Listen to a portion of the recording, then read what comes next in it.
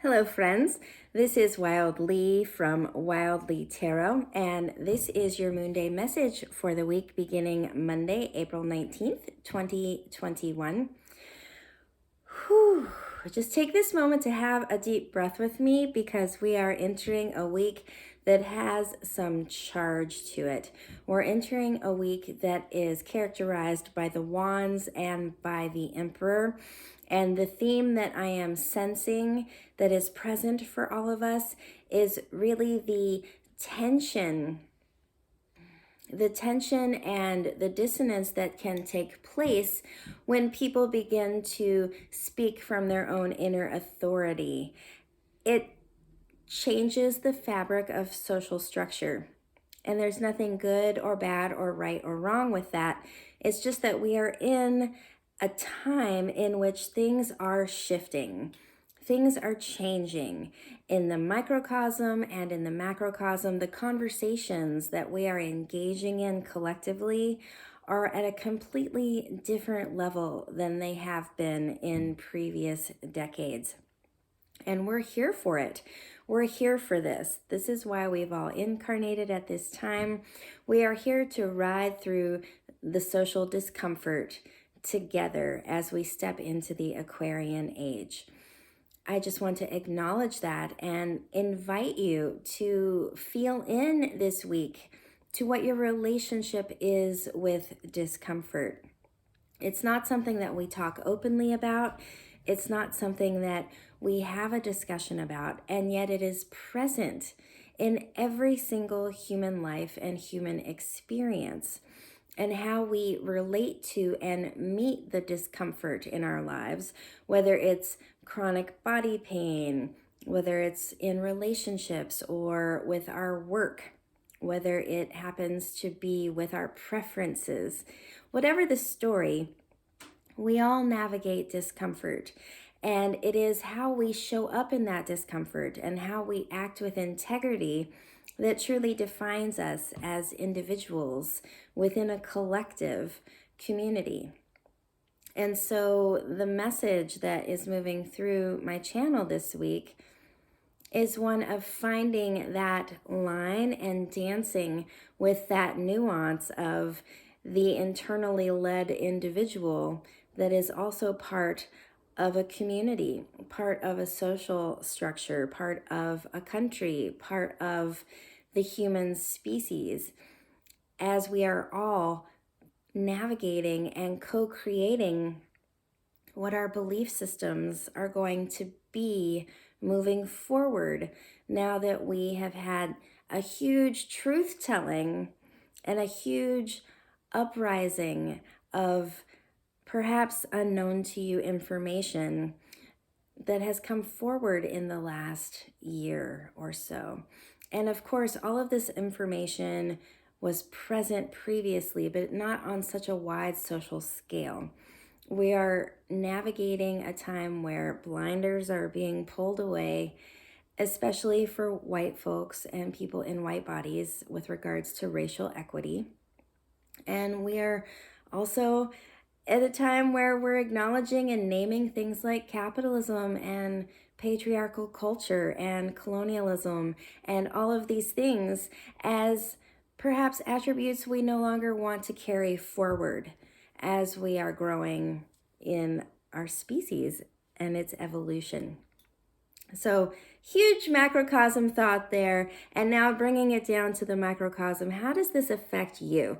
How does this energy that we are collectively in, this soup of the collective subconscious and unconscious, how is it affecting you this week? And the first card that came forward is the Page of Wands. And this is the card of the seeker. It is the card of the one who connects not only with the mind, but with the intuition, with the solar plexus, that gut knowing, and leads themselves forward outside of their comfort zone, outside of the norms that were passed down to them from their tribe, their family of origin, their caretakers. And they are leading the path moving forward. I'm really sensing that this is an archetype that's been activated for all of us. We are being asked to step into our own self-sovereign nature, to find our own personal agency, and to lead our lives and walk our path from that essence point, from that spark of our own inner knowing and truth. And this is so poignant right now because we are recognizing that we don't all hold the same truths. Whether that's because we're uneducated, whether that is because we are firm and resolute, whether that is because we are choosing not to think critically, or we have thought critically and come to a point of view, none of that really matters. It's not good or bad or right or wrong. There's no judgment here. It's simply a statement. We all have different points of view and we all have different truths. And we are being asked, can we reside in communion in a society and hold different points of view and still be respectful of one another and still have respectful conversation and work together to create an emergent community, one in which all voices are heard and truth is found by incorporating all of those pieces as we move forward. It sounds like a big task, it looks like a big task, and it feels like a big task. This is the work. This is the work for all of us right now, is to not hold so tightly to our point of view that it prevents us from hearing one another, and also to not simply let go of our own point of view so much that we move along with the crowd, that we do what we think everyone else is doing, that we say what we think we're supposed to say in order to fit in. We're past that. We're stepping past that need to be socially acceptable.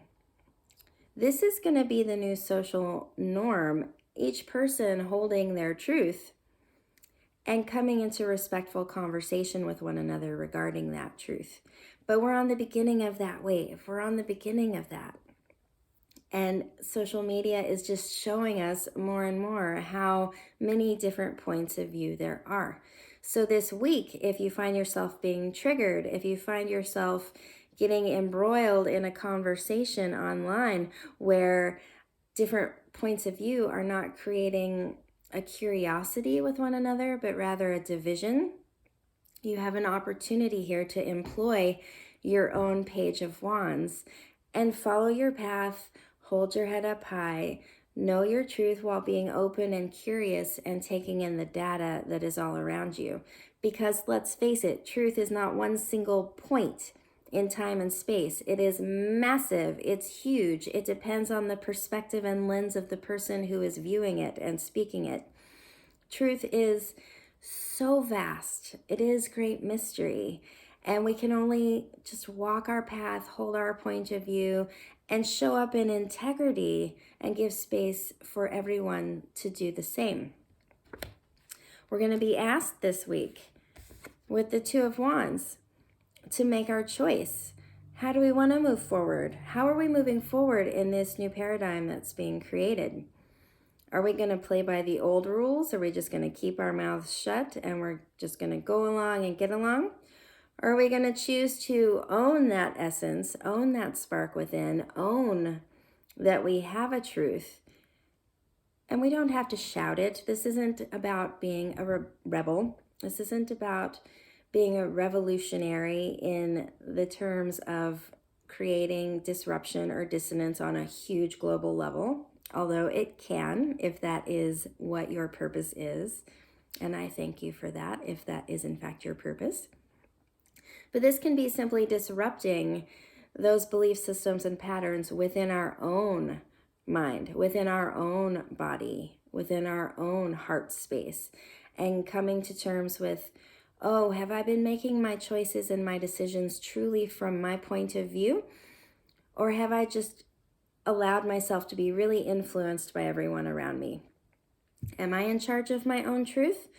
Or am I behaving through old patterns and repetitions that were handed down to me, and I've never actually taken the time to look at them to see if that's actually what I believe? We're being asked this week to look at, what do we believe? What is our essential truth, our essential nature? Not just logically and not just from a feeling space, but when both of those come together and meet. Really taking the time to tune into who we are and how we feel and how we want to show up and behave in the world. And this is followed up here with the Emperor. And 2020 was an Emperor year and really encapsulates that whole year in my mind. This archetype of the Emperor is all about taking up space. It's about claiming our space. It's about owning our boundaries, and not in a way where we are controlling or taking over someone else's space and boundaries. You know, one of my teachers, Lindsay Mack, she refers to the Emperor as a mountain or as a redwood. And I love that visual for this archetype. It's about being who we are in such full authenticity that we take up space, that we shine, that we walk into a room and we're noticed. And it's not because we're leading with ego. And it's not because we are taking space from other people. It's simply because we are. We just are.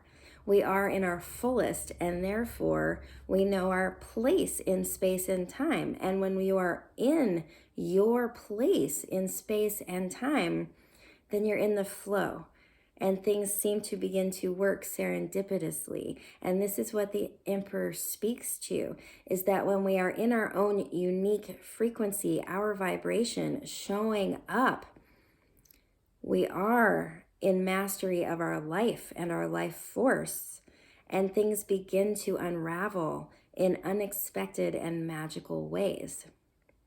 We're being invited into that this week. We're being invited in to claiming our space, to owning our boundaries, to communicating what is important to us, even if it makes other people uncomfortable.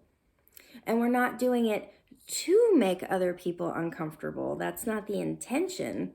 But we're not hiding or suppressing ourselves and what our belief systems are in the moment, or our process of moving through our belief systems, because it would make someone else uncomfortable. And that feels like one of the things that's being unattached and rewired this week, is that we're taking back our power, worrying less about making others uncomfortable at our own expense. Finding that right relationship where we're kind and compassionate, but we're not giving away our own power and our own point of view in order to support someone else's comfort. This is a week to lean in to our discomfort and find the data that lies there that will actually help us in our own personal growth and expansion process. And the stone that came forward to support us this week, we have Bumblebee Jasper. And this stone, I just feel so joyous and delighted when I touch this stone. It's all about being exactly who we are, being our own unique selves, even if we don't match, even if we don't feel as though we fit in with those around us. I mean, this yellow is quite hard to match, if you know what I mean. And yet it's gorgeous on its own, of its own accord, because it is simply itself. This is the invitation. This is the energy this week to invite in your uniqueness, your point of view, your sacred knowing, even if it's different, because you are worth it, because you deserve it, because we all deserve it. We all deserve to have the space to know who we are, as well as to be informed and influenced by other people who are in that strong agency. And it came with this word, obedience, from the angel card deck. And I dislike this word when it comes out. I'm going to be honest with you. It triggers the inner rebel in me. And that feels like part of the message, both for myself and for all of us, is that obedience, it can have a negative connotation based on what we are allowing ourselves to be obedient to. but it's not an inherently negative word. It simply is another way of saying devotion. Devotion to a system, devotion to a practice. What are we obedient to in our lives? What are you obedient to? Are you obedient to self-care? Are you showing obedience to the caretaking of your body? Are you obedient to your workplace and the dynamics that are laid out there? Or do you apply critical thinking to all of these places and remain obedient to your inner knowing while still working within the rules and playing the game of the structures that we have socially that we all have to work within in some way, right?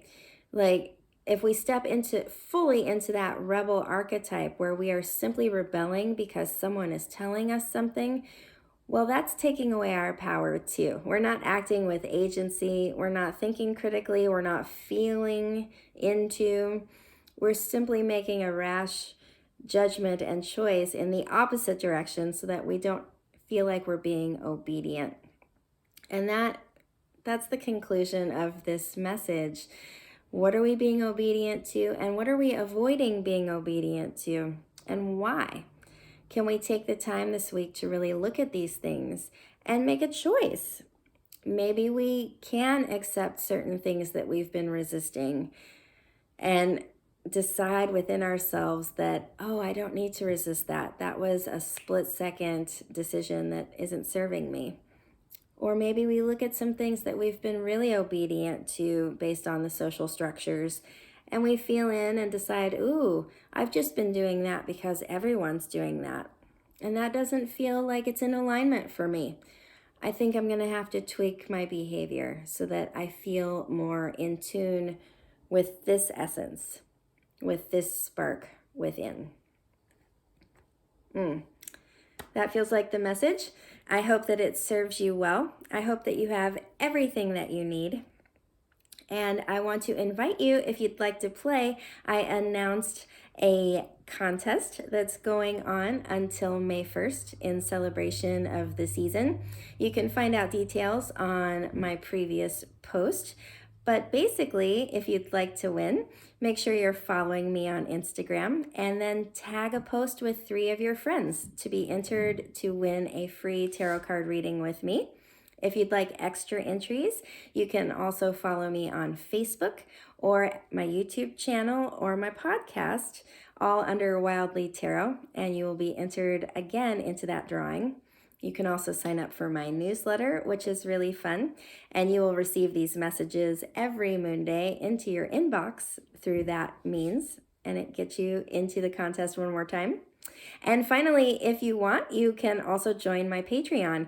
For less than a cup of coffee a month, you will receive a lot more information and downloads as they come through with regards to the brand new month, the full moon, and the dark moon, as well as some other fun things.